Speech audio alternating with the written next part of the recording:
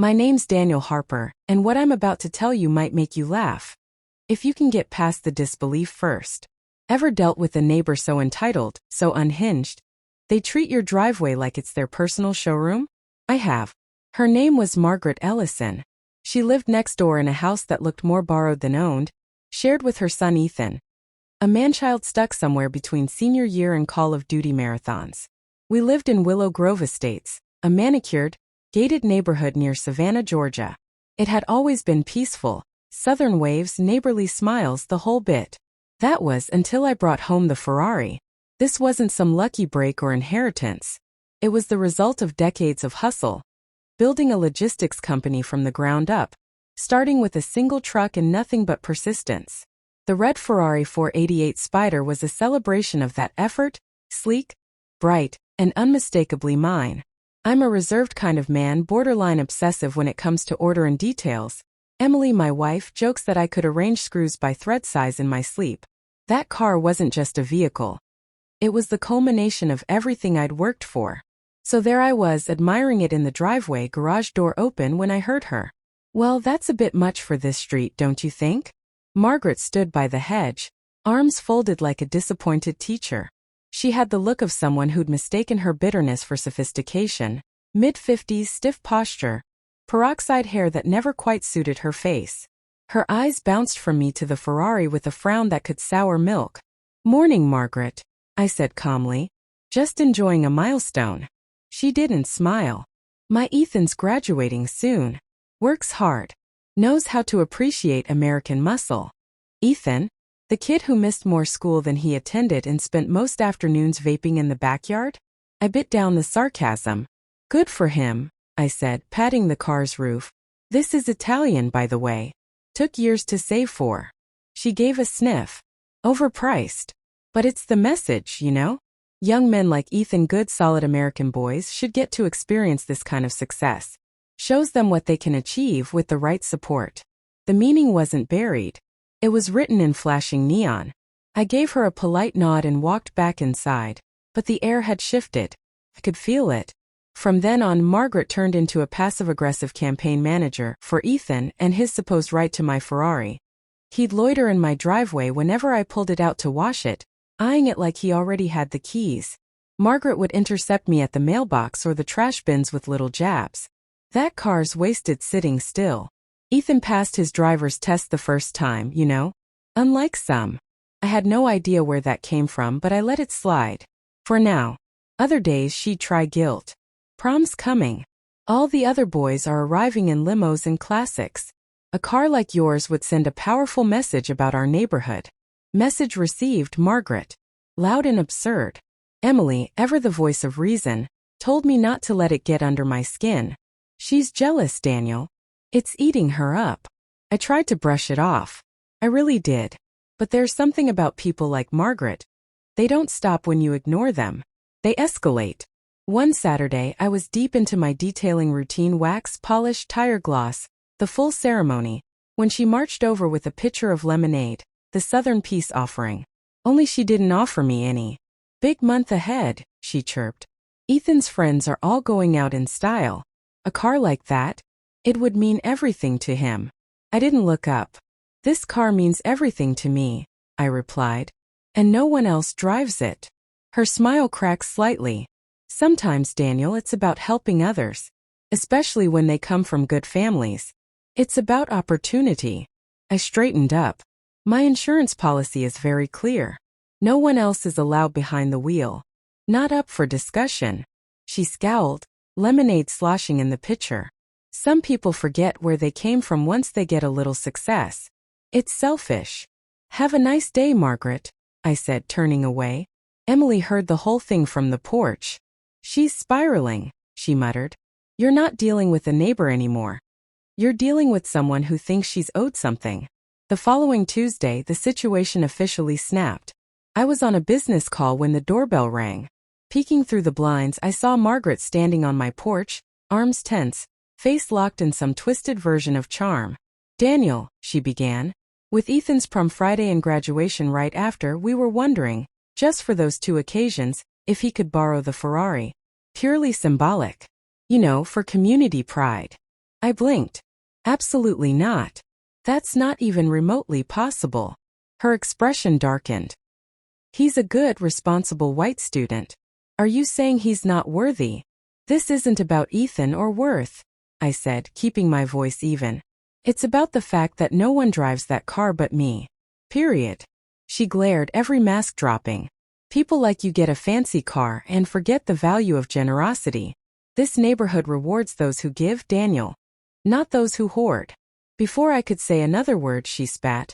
Ethan will have his moment, whether you like it or not. I shut the door. My hands were shaking.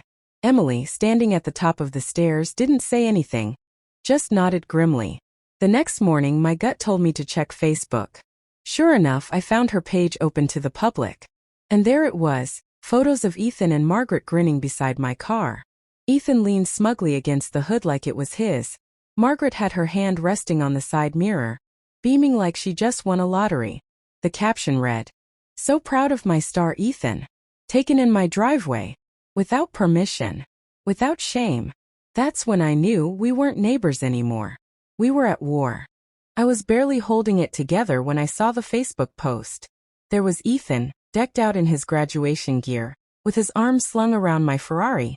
The caption read, "Can't wait for him to roll up to prom and graduation in his new ride. Proud mom. Graduation gift. Ferrari dreams." Comments poured in. People congratulating Ethan, gushing about how much he deserved it. I stared at the screen, hands trembling. Emily, ever sharp, caught it first. "She's making it sound like it's his," she said, concerned. I took screenshots immediately. This wasn't just another of Margaret's delusions, it felt strategic. A calculated public display, designed to box me into either giving in or looking like the villain. Later that day, as I reversed my sedan out of the driveway, Margaret materialized like a summoned storm cloud. "Daniel," she called loudly, "you're being unreasonable about Ethan's graduation. It's one weekend." I didn't even turn my head. "We've already discussed this. The answer is no." She scoffed, waving off my words. "Those photos? Just a proud mom having fun. You're overreacting. Ethan deserves a special moment." I braked, leaned out the window. "It's my property, Margaret. You're bullying me and throwing around accusations of racism because I said no. You're the one making this about race." She gasped theatrically. "You're selfish. Un-American. You're damaging Ethan emotionally." I rolled the window back up. "Look up property laws, Margaret." Her threats followed me down the street, echoing behind like the last cough of a dying engine. For a few days, everything went quiet. Too quiet. Emily warned me. She's not done. Her ego won't let this go. She was right. A few days later, a process server showed up at my door. Margaret and Ethan were suing me for emotional distress and social humiliation, claiming I'd implied Ethan could use the car and that I'd ruined his graduation. I sank onto the stairs in disbelief. This wasn't just pettiness, it was blackmail wearing legal robes. I called in reinforcements. Laura Chan, a civil litigator with a razor-sharp mind and zero tolerance for nonsense. In her Savannah office, I laid out everything: Margaret's passive-aggressive comments, Ethan's fixation with my car, the misleading Facebook post, the altercations in the driveway. And then I played the voicemail Margaret had left by accident. A recording laced with racial slurs about people like me not deserving luxury vehicles. Laura's eyes narrowed. "This lawsuit's garbage. We'll file to dismiss and countersue for harassment, defamation, malicious prosecution." That voicemail is a goldmine. Keep everything. I dug deeper. I scoured Facebook groups and found posts Margaret had made, long, venomous rants about certain families bringing down property values, including an especially nasty comment about an Indian family's yard statue. I took screenshots of it all. Evidence piled up. I upgraded my home security with high-def audio cameras and kept a voice recorder on me anytime I stepped outside. Then another voicemail came in. "It's not right, Ethan. People like them don't appreciate quality. We'll show them." I sent it straight to Laura. She called it a game changer. Prom night passed without drama. Ethan didn't show up in a Ferrari. He slumped into the passenger seat of Margaret's worn-down minivan. But graduation day? That was the explosion. At 2 p.m., my security system buzzed. The feed showed Margaret and Ethan at my garage, Ethan still in his cap and gown, trying to jimmy the door open with a Slim Jim and a crowbar. Margaret barked orders like a drill sergeant. I called 911. This is Daniel Harper at 122 Willow Lane. My neighbors are attempting to break into my garage. I have live video footage. I watched them on the screen, Ethan hesitant, Margaret furious. Then came the sound of metal against metal as they dented my custom garage door. The police showed up in minutes. Officers Davis and Ramirez reviewed the footage while Margaret emerged from her house, playing dumb. "What's going on, officers?" she asked sweetly. Davis wasn't fooled. "We got a report of a break-in." I showed them the footage. Margaret tried to argue again, claiming I'd promised Ethan the car. "I've never promised him anything," I said flatly. "This is attempted theft." The video didn't lie. Ethan with the crowbar, Margaret directing him. Davis bagged the crowbar as evidence. They were both facing charges, attempted burglary, vandalism. Laura updated our countersuit to include property damage and trespassing. Margaret panicked, firing off emails to the HOA claiming I had a vendetta. But her usual fan base was silent. Turns out, I wasn't the only one she'd pushed too far. Just before the hearing, I found a forged screenshot in my mailbox, an attempt to fake a text message from me giving Ethan permission to take the car. I handed it to Laura, who nearly laughed. Mail tampering. Forgery. She's collecting charges like trading cards. Court day came.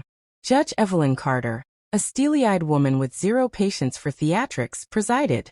Margaret's lawyer spun a ridiculous story about discrimination and emotional trauma. Then we played the voicemail, the one with the slurs. Gasps filled the courtroom. Margaret shrieked, "It's out of context." But the judge silenced her with a glare. "Is that your voice, Ms. Ellison?" she asked coldly. Margaret crumbled. The judge threw out her lawsuit, fined her $5,000 for wasting the court's time, and referred her voicemail and break-in attempt for criminal charges, including the possibility of a hate crime. Margaret's meltdown right there in court, accusing both me and the judge of bias, got her cuffed for contempt. The fallout was swift. Her house went up for sale. She and Ethan disappeared from the neighborhood chatter. And for the first time in a long while, Willow Lane felt peaceful. At the next neighborhood barbecue, folks opened up, sharing their own Margaret horror stories. One by one, people said they were glad someone had finally stood up to her. I brought the Ferrari, parked it proudly, the engine's growl a fitting exclamation point. Ethan ended up arriving at graduation in a rusted-out sedan. Margaret faced charges. And me? I installed a new sign on my driveway. Private property. Trespassers meet justice. As I buffed my car's hood, the reflection showed more than a car. It showed the quiet satisfaction of knowing that sometimes, truth does win.